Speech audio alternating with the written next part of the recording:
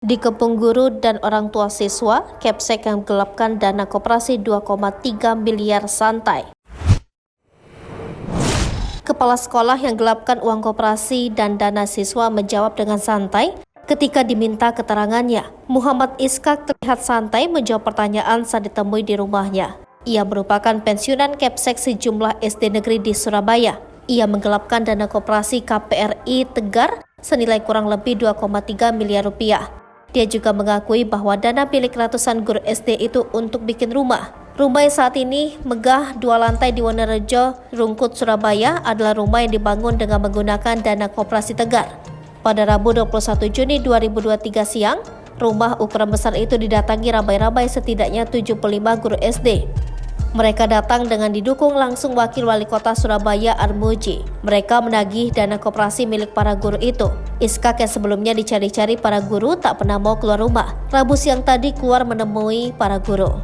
Ada yang menaruh deposito ke koperasi Tegar sampai 75 juta rupiah, rata-rata 10 juta rupiah sampai 20 juta rupiah. Belum lagi yang menyerahkan simpanan sukarela. Kalau dihitung total saat ini ada 2,8 miliar rupiah uang anggota koperasi dari para guru SD ini. Saat ditemui, Iskak mengakui bahwa dirinya menggunakan uang milik anggota koperasi itu, tapi sudah dia cicil untuk mengembalikan dana koperasi. Saat ini sisa 2,3 miliar rupiah. Pengakuan ini membuat jengkel para guru, seakan tidak merasa bersalah.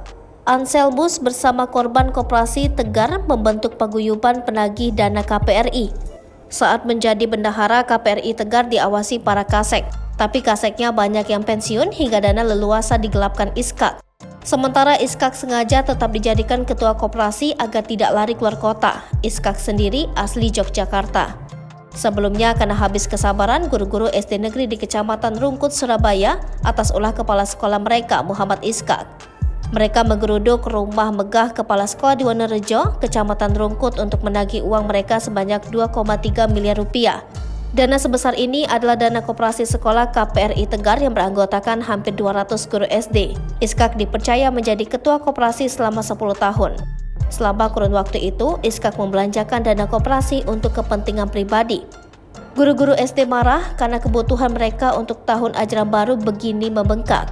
Sekitar 75 guru mewakili 200 anggota guru SD yang lain mendatangi rumah Iskak.